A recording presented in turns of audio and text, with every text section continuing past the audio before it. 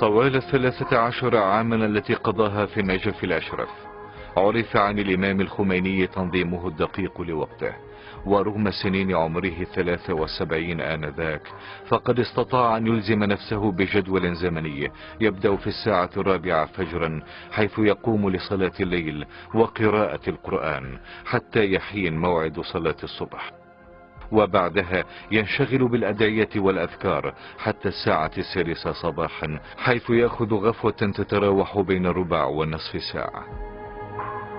قبل طلوع الشمس يغادر بيته باتجاه مسجد الشيخ الأنصاري، وهناك يعطي درسه اليومي. في 11:30 ظهرا يعود إلى المنزل ويحصل على قسط من الطعام والراحة، ومن ثم يدون الدرس الذي أعطاه للطلاب، ويبدأ بعد ذلك باستقبال الزوار بمعدل 5 إلى 10 دقائق لكل ضيف.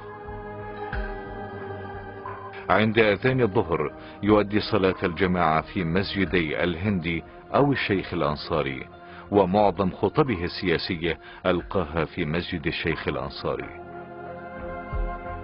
في 1:01 من بعد الظهر يعود إلى البيت، حيث يحصل على طعام الغداء المؤلف من صنف واحد من الطعام،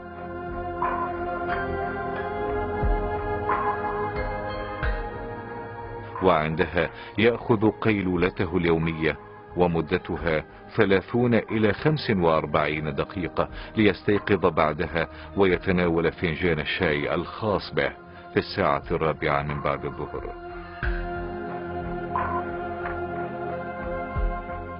في 4:15 من بعد الظهر يبدأ الإمام الخميني برنامجه اليومي في المطالعة والقراءة، يتخلل ذلك رياضة المشي لمدة نصف ساعة على سطح المنزل أو في ساحة البيت. عند الغروب يصلي صلاة المغرب والعشاء جماعة في صحن البيت أو في باحة مدرسة الغوجودي. بعد صلاة العشاء يجلس في ساحة بيته وحيدا لمدة 45 دقيقة، وكانت هذه أفضل الساعات عنده.